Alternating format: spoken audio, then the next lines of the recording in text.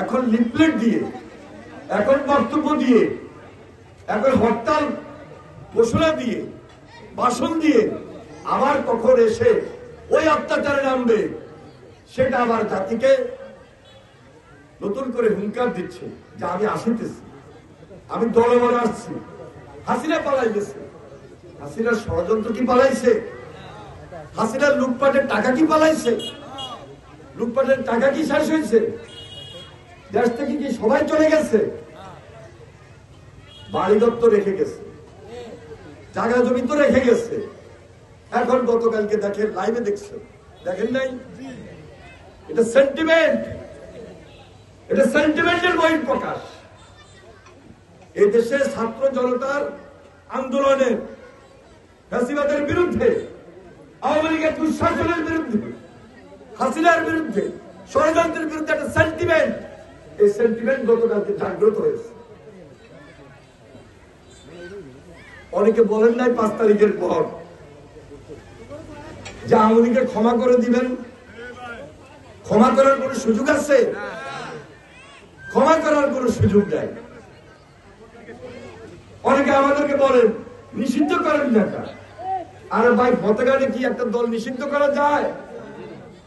যদি বিচার হয় অটোমেটিক আমাদের যে সেন্টিমেন্ট, তারা যে অত্যাচার করেছে, তারা যে নির্যাতন করেছে, হাসিনা নিষিদ্ধ হয়ে গেছে, হাসিনা নিষিদ্ধ হয়ে যাবে, আওয়ামী লীগ নিষিদ্ধ হয়ে যাবে। তারপরেও একটা নির্বাচন যদি হয়, পার্লামেন্টে বসে জনগণের ম্যান্ডেট দিয়ে আলাপ আলোচনার ভিত্তিতে অফিসিয়ালি নিষিদ্ধ করা, এটা তো আমাদেরও দাবি। এটা আমরা চাই। এই কারণে চাই যে এই হাসিনা গুম করেছে, এই হাসিনা খুনের অর্ডার দিয়েছে, অত্যাচার করেছে, নির্যাতন করেছে, লুটপাট করেছে। তাহলে হাসিনার বিচার হবে না, হাসিনাকে ক্ষমা করে দিব, ওই সুযোগ বাংলাদেশের মাটিতে বিএনপি দিবে না, আমরা দিব না। আমরা ছাত্র জনতার আন্দোলনে ছিলাম, জেল কেটেছি। সুতরাং সবাই মিলে আমাদের এখন নেক্সট টার্গেট, এই দেশটাকে একটা সুন্দর বাংলাদেশ করতে হবে। এই ছাত্রদের জন্য, এই ছাত্রদের জন্য, এই প্রজন্মের জন্য।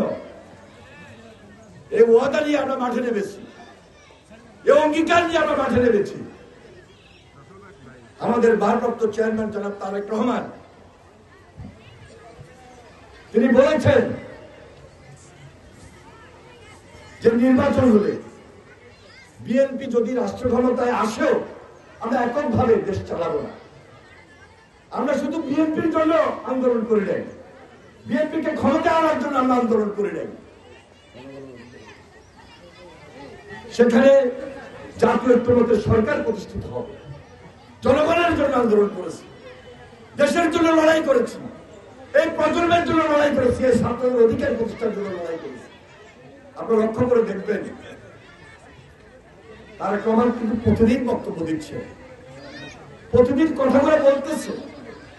তার বক্তব্য পরিষ্কার, তার বক্তব্যের মধ্যে আপনি কিভাবে ডিপেন্ড করতে পারেন সেই কথাগুলো একের পর এক বলা আছে। আপনার শিক্ষিত মানুষ, আপনার সচেতন মানুষ, আজকে জাতি তার উপর আস্থা রেখেছে এবং অপেক্ষা করছে কবে তারেক রহমান বাংলাদেশে আসবে। আমরা তারেক রহমানের অপেক্ষা রয়েছে। প্রিয় ভাই রহমান, এই স্কুল অনেক পুরাতন না হলেও